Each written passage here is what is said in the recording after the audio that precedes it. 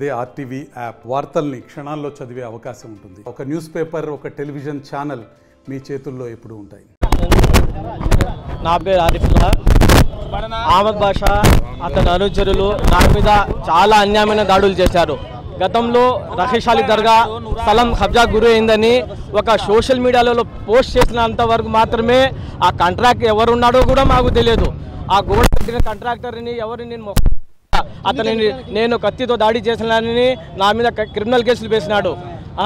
2022లో రంజాన్ నెలలో ఒక నేను ముస్లిం అయినా కూడా వాడు ముస్లిమే, నేను ముస్లిం అయినా కూడా రంజాన్ నెలలో ఒక్క పొద్దు క్లోజ్ చేస్తూ ఉంటే మసీద్లో నుంచి నాకు పిలిపించి చిల్గల్బాయి సెంటర్లో సుమారు వాళ్ళ అనుచరులతో దాడి చేయించినాడు.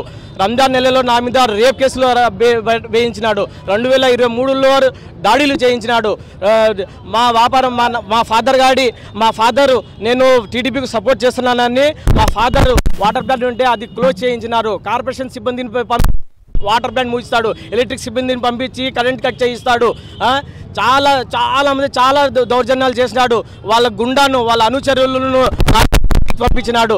రీసెంట్గా మాది మేడంకి సపోర్ట్ చేస్తున్నానని కక్ష సాధింపు చర్యలతో కుట్రపరంగా నా మీద దాడి చేసి వాళ్ళే దాడి చేసి నా ఇంట్లో దూరి నాకు దాడి చేసి మా నాన్న మీద దాడి చేసి వాళ్ళే కత్తితో పూడ్చుకొని నాకు స్టేషన్లో వచ్చి అహ్మద్ బాషాకి ఏం సంబంధము నేను స్టేషన్కి వచ్చి నా మీద దాడి చేసినాడు స్టేషన్లో.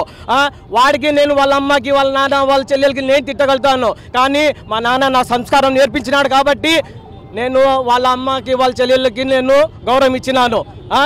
అప్పటి నుంచి ఆ క్రిమినల్ కేసులు నా మీద మర్డర్ కేసులు, రేప్ కేసులు, దాడులు అన్నీ చేయాల్సిన అన్నీ చేసినాడు. లాస్ట్ ఫలితం దేవుడు ఉన్నాడు. ఈరోజు నేను ఈడ సుఖంగా నా భార్య పిల్లలతో నేను ఉన్నానంటే అది నా వాసన వల్లనే నేను ఈడ ఉన్నాను. లేకపోయింటే నేను నా భార్య పిల్లలు రోడ్డు మీద వచ్చేవాళ్ళం. మాది మేడం నా ఇంటికి వచ్చి నా భార్య పిల్లలకు ధైర్యం చెప్పడం వలన నేను ఈడ ఉన్నాం.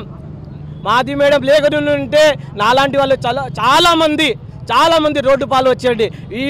వీళ్ళ అధికారంలో వచ్చి ఉంటే వైసీపీ వాళ్ళు అహ్మద్ బాషాకు సీటు వచ్చి అధికారం వచ్చి ఉంటే నాలాంటి వాళ్ళు చాలా మందిని అనగతొప్పి రోడ్డు పాలు చేసేవాళ్ళు వీళ్ళు. అందుకోసం వీళ్ళు రావణాసులాగా ఉన్నారు కాబట్టి వాళ్ళ మీద న్యాయపరంగా ఈరోజు వాళ్ళ మీద కేసులు రుజువు అయినా కాబట్టి మేము ఈరోజు సంబరాలు చేసుకుంటున్నాం అంతే.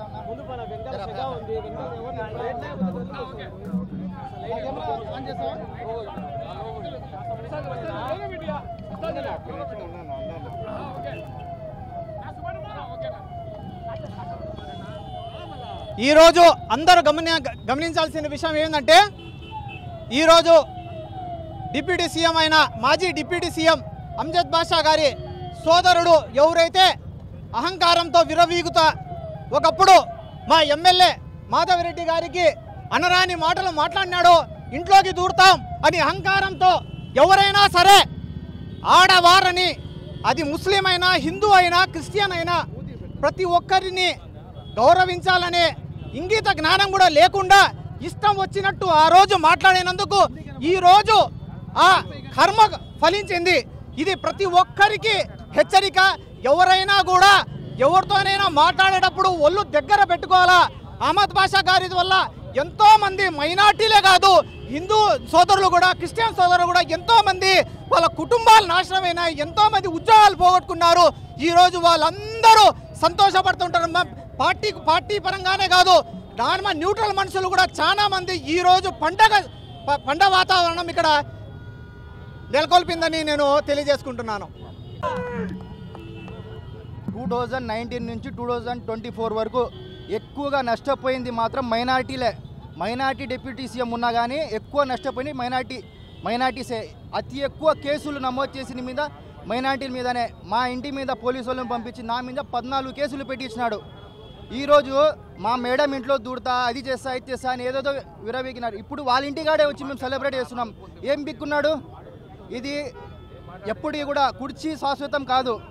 ఈరోజు మేము ఉంటాం, ఇంకొకరు ఉండొచ్చు. కానీ ఇట్లా ఓవర్ యాక్షన్ చేస్తే ఇదే గతి పడుతుంది.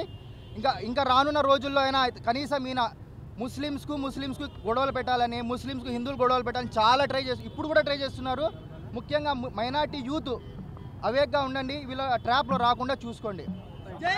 మరిన్ని వీడియోస్ కోసం ఛానల్ ని సబ్స్క్రైబ్ చేయండి. లేటెస్ట్ అప్డేట్స్ కోసం వాట్సాప్ ఛానల్ ని ఫాలో చేయండి. అండ్ లింక్ డిస్క్రిప్షన్ లో ఉంది.